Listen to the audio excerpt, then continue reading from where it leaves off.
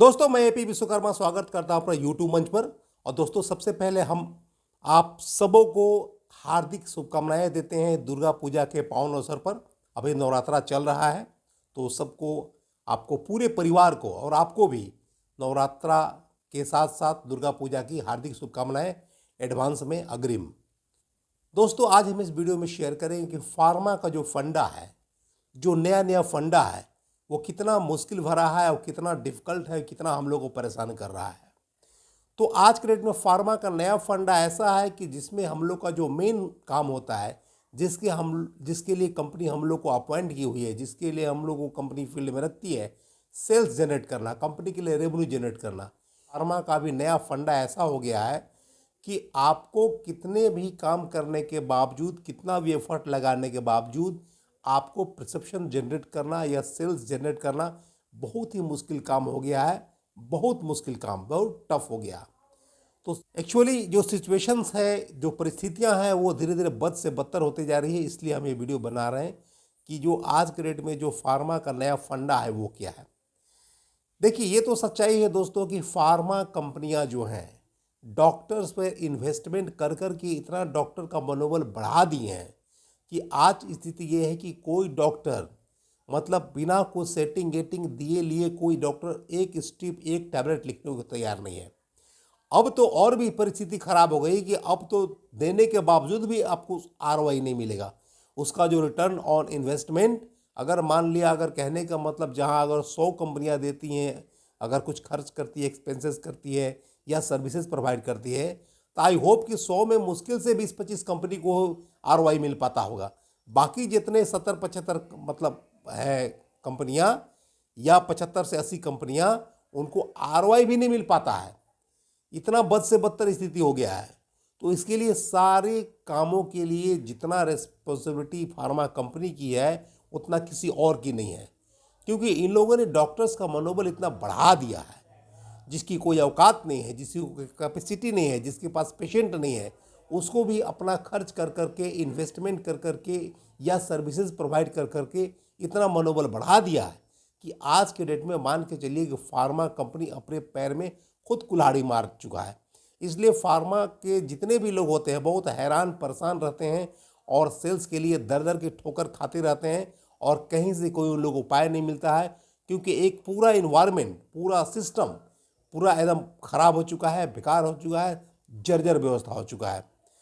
और जो लोग 2000 में काम कर चुके हैं, चूँकि हम 2000 में हम लोग का अपॉइंटमेंट हुआ था, तो उस समय से फार्मा में है। तो उस समय में क्या था कि अगर आप रेगुलर काम करते, डॉक्टर्स को आपका रेगुलर आना पसंद होता, अगर आप रिमाइंड करते रहते और डॉक्टर्स के पास फ्रिक्वेंटली मिलते रहते, आपके प्रोडक्ट में दम होता, इफिकेसी होता, प्रोडक्ट अच्छा काम करता, तो आपको डॉक्टर्स जो है दिल खोल के लिखते थे। उनमें कोई किंतु परंतु इफ बट नहीं था। आपको बिना कोई मतलब लेन देन, बहुत कम, ऑलमोस्ट बहुत रेयर ऑफ रेयर्स था। हालांकि कुछ कंपनियां उस समय भी करती थी, तो बहुत कम था। आप नहीं भी करते तो आपका डॉक्टर दिल खोल के सपोर्ट करते थे, लिखते थे। अब स्थिति परिस्थिति ये हो गया 10 सालों से, खासकर 5 सालों से, कि आप जूता रगड़ के घिस जाएगा, आपका जूता आपका पूरा घिस जाएगा डॉक्टर के पास जाते जाते।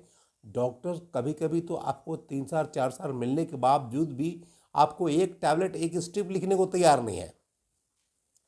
तो इस परिस्थिति में बहुत मुश्किल दौर से लोग गुजर रहे हैं। तो ये फार्मा का जो नया फंडा है, उसमें सब बेहाल है, परेशान है, हैरान है, परेशान है कि क्या होगा। इसलिए बहुत सारे फार्मा पर्सनस का, जितने भी मेडिकल रैप्स होते हैं, मैनेजर्स होते हैं, सबका हमेशा नौकरी जाते रहता है। उनको कंपनी चेंज करना पड़ता है, इधर से जाना, उधर से जाना। मतलब ये भी कोई सोल्यूशन नहीं है। अरे, ट्रांसफ़र ऑफ मेडिकल रैप्स या ट्रांसफ़र ऑफ एरिया मैनेजर्स या ट्रांसफ़र ऑफ आरएसएम, मैंने क्या हुआ? ये ट्रांसफ़र ऑफ टेंशन हुआ। कोई अगर नौकरी ज्वाइन किया, इसमें से गया, उसमें से गया, उसमें से गया, तो वो तो वही चीज़ को ट्रांसफ़र हो रहा है, वही टेंशन ट्रांसफ़र हो रहा है। कुछ नए सिरे से तो कुछ हो नहीं रहा है। तो आप इस कंपनी में परेशान है तो उस कंपनी में परेशान रहिएगा। पूरा माहौल, हालात ख़राब हो चुका है। तो इसमें क्या करना पड़ेगा? अभी हमको लगता है कि फिर से फार्मा कंपनी को अपने शुरुआती दिन को लाना पड़ेगा, रिवाइव करना पड़ेगा, तभी कोई उपाय है। क्योंकि कंपनियां बहुत सोच समझ के खर्च करें और अपना जो इन्वेस्टमेंट करे कोई पर्टिकुलर डॉक्टर पे करे, बाकी अपना जितना बिजनेस करना है सिंपली विजिट करे, अपना रिमाइंडर लगवावे, जो एक नॉर्मल मार्केटिंग है वो करे, जैसे गिफ्टिंग वगैरह हो छोटा मोटा होता है वो करे। अब तो बात बहुत मतलब इस तरह की बात हो गई कि छोड़िए गिफ्टिंग वगैरह तो सर्विसेज हो गया, अब मैंने अलग तरह के बात हो गया जो सारा कुछ ब्राइब की श्रेणी में आता है, रिश्वतखोरी की श्रेणी में आता है। उस तरह से अब डीलिंग होने लगा डॉक्टर्स के साथ। तो स्मॉल गिफ्टिंग करना या सर्विसेज प्रोवाइड करना या ये सब प्रोवाइड करना वो दूर की बात है। तो अब तो 5 सालों में स्थिति बहुत ऐसे चीज़ होने लगे जो सीधा ब्राइब की श्रेणी में आता है, रिश्वत की श्रेणी में आता है। वो माने हर नज़र से वो गलत है, मतलब जो प्रैक्टिसेस हैं। तो कहने का मतलब है कि हर फार्मा कंपनी को सोचना पड़ेगा, अपने चीज़ों को रिवाइव करना पड़ेगा। और ये सॉल्यूशन नहीं है कि आप हर डॉक्टरों को दे लेकर ही लिखवाएं, क्योंकि ये मार्केटिंग नहीं होता। अगर आपके पास मान लिया अगर 100 डॉक्टर का लिस्ट है या 200 डॉक्टर का लिस्ट है, तो उसमें क्या कर सकते हैं आप? मुश्किल से 5 से 10 डॉक्टर को आप सर्विसेज प्रोवाइड कर सकते हैं, जो है भी इन्वेस्टमेंट वाला सर्विस होता है वो प्रोवाइड कर सकते हैं। बाकी जो आपके मान के चलते 190 डॉक्टर हुआ, उसको तो आपको जनरल विजिट पर ही लिखना पड़ेगा ना। यही तो मार्केटिंग है ना, कि आप 200 में 200 डॉक्टर को सर्विस थोड़े प्रोवाइड कीजिएगा। लेकिन आपका अगर मान लिया अगर 190 डॉक्टर कुछ नहीं लिखता है, या उसमें से मान लिया अगर 2-4 10-20 डॉक्टर लिखते भी हैं, अगर 2-4-5 स्ट्रिप करके लिखते हैं महीना में, उससे क्या हो जाएगा? तो परिस्थितियाँ यहाँ बिगड़ गई है कि आज के डेट में आपका कहीं अगर कोई सेटिंग नहीं है, कोई माने उस तरह से नेगोशिएशन नहीं है, कोई डीलिंग नहीं है, तो कोई आज के डेट में डॉक्टर विजिट पर लिखने को तैयार है ही नहीं। अगर मान ले कोई डॉक्टर अगर 6 महीना में 1-2 स्ट्रिप लिख भी दिया, 1-2 पुर्जा लिख भी दिया, तो आपको पता है कि जो हमेशा रेगुलर पुर्जा निकलता है, जिसका प्रिस्क्रिप्शन निकलता है, वही मार्केट में बिकता है। अगर मान लिया 3 महीना में एक बार, 6 महीना में एक बार, साल भर लिख भी दिया, वो सीधा सब्स्टिट्यूट हो जाएगा, बदला जाएगा। तो भी कोई सोल्यूशन नहीं है, डॉक्टर भले कहे नहीं आपका हम लिखे हैं। तो इस तरह के हालत बद से बदतर होते जा रहा है।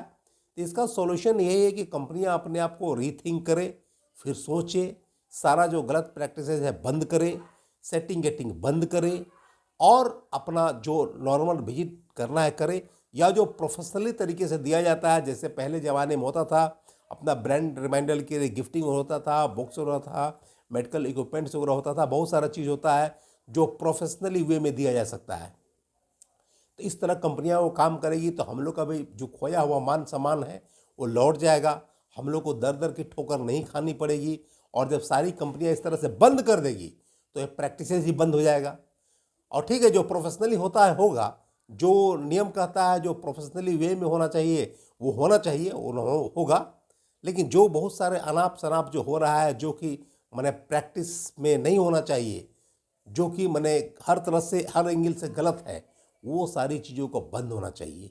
मार्केटिंग वही होता है जो आप सब जगह कीजिएगा, आपका हर डॉक्टर मैंने 1 डिब्बा 2 डिब्बा 4 डिब्बा 5 डिब्बा लिखिए महीना में, ये मार्केटिंग होता है। मार्केटिंग ये नहीं होता है कि आप जितना डॉक्टर से मिले सबको सेटिंग कीजिएगा, आप सबको नेगोशिएशन कीजिएगा, सबको डीलिंग कीजिएगा, वो मार्केटिंग नहीं होता है। तो दोस्तों आज के वीडियो में इतना ही, मिलते हैं अगले वीडियो में। अगर वीडियो अच्छा लगा तो लाइक करें, शेयर करें और चैनल को सब्सक्राइब जरूर करें। सब्सक्राइब करके बेल आइकन को प्रेस करें ताकि जब भी हम नया वीडियो डालें आपको नोटिफिकेशन मिल जाए और इसका बेनिफिट आप उठा सके दोस्तों। तो ये वीडियो आपको कैसा लगा आप कमेंट में लिखिए। अगर हम कुछ गलत हैं तो भी लिखिए, सही हैं तो भी लिखिए। हमें आपका सजेशन का इंतज़ार रहेगा। तो मिलते हैं अगले वीडियो में, तब तक के लिए thanks for watching this video.